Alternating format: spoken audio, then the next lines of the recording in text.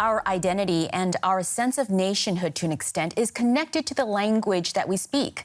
Sometimes it becomes a political statement. More and more, that's become the case for people who identify as Mongolian. Most of them live in the country Mongolia or in China's province of Inner Mongolia. Language emerged there as a lightning rod issue last year after Beijing announced Mandarin would replace Mongolian in core school subjects. Many parents there saw it as an effort by China to erase their culture. Correspondent Mathias Bölinger went to the city of Hohhot after rare protests erupted over the new policy. Here's a look back at the tense atmosphere he observed there. I am now approaching one of these schools. As you can see, security measures are high. Police is stationed in front of the school and the atmosphere is tense. In the beginning of the week, students tried to organize a strike. They wouldn't attend classes because of the new bilingual courses, but police has exerted pressure on the families, and now it seems most students are back in school again. As you can see here as well, lots of security. There are a few people outside, maybe some parents as well waiting, but mostly we see these men who are standing here, and they seem to be afraid that further demonstrations could happen.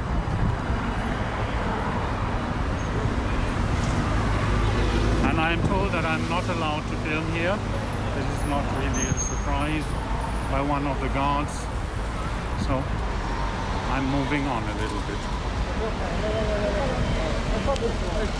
你有什么事？哎，你不要摸我，我就走了。 Those efforts by Beijing to diminish the Mongolian language within China has caused a stir across the border in Mongolia proper, a country of 3 million people. There, the language's classic script is now seeing a revival. It used to be an artifact of history. Now it's a sign of protest. Not for what it says, but because of the way it's written, in vertical Hohhot script. Most Mongolians grew up using Cyrillic. But this ancient script is making a comeback, sparked by what's happening in Inner Mongolia across the border in China. Protests to save the Mongolian language in Inner Mongolia went viral here. I believe Mongolians were not aware that Inner Mongolians were so dedicated to their ethnic culture and the language until people saw their protests.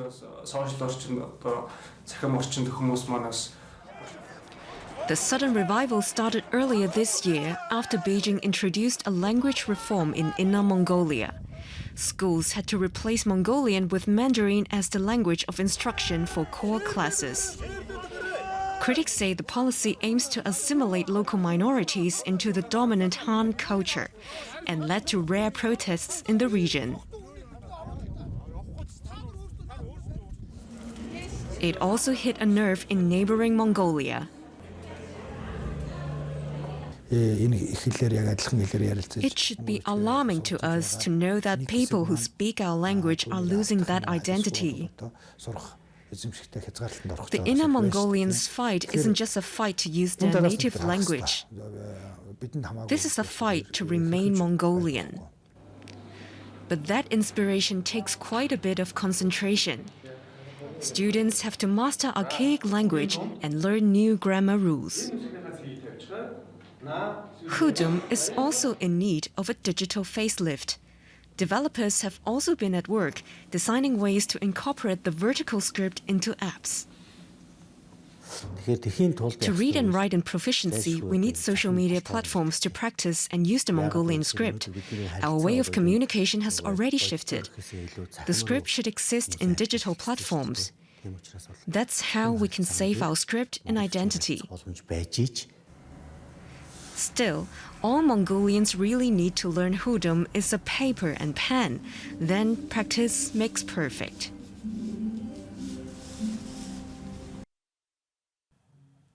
For more, we have journalist Hang-Shuen Lee joining us from Ulaanbaatar, Mongolia. Hang-Shuen, can you tell us more about how Mongolians in Mongolia react to China's new language policy? First of all, thank you for the opportunity.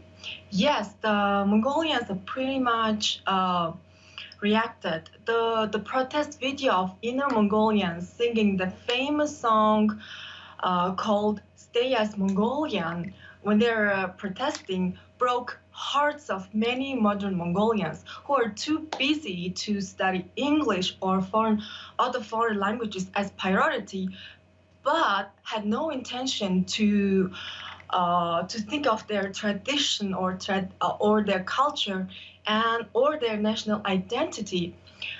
In the Mongolian protests, yes, in short, the protests made Mongolians in Mongolia to make more effort to study their own vertical script. The protests made us realize that this script and the language is the essential part of our national identity. So we thought that it must be carried on. So carried on generation to generation. Yeah. Also, I'd like to mention that those protests and protest videos not only inspired us study the language, it also sparked discussions about the relationship between two Mongolians, the Mongolians Right. in Mongolia and the Mongolians in Inner Mongolia. Yeah, so give us a sense of the level of cross-border exchange between Mongolians and Inner Mongolians. Is there much communication between the two groups or not really? In order to answer that question, I have to provide you some facts. For example, Mongolia was sealed off from the world 70 years during the Soviet Union. So the communication connection was lost. So we were only able to talk each other or interact each other after after Mongolia became democratic. And also there are some problems of teaching history. The way they teaching history is pretty much not enough. So Mongolians in Mongolia have misunderstanding about Inner Mongolians. We used to think that Inner Mongolians are Chinese or half Chinese, or they already become Chinese people. That's what we used to think. But now it's changed thanks to all those protests. We learned that the Inner Mongolians are just like us. They are so loyal to their national culture, national language, and they are ready to sacrifice their life to protect their own culture, language, script.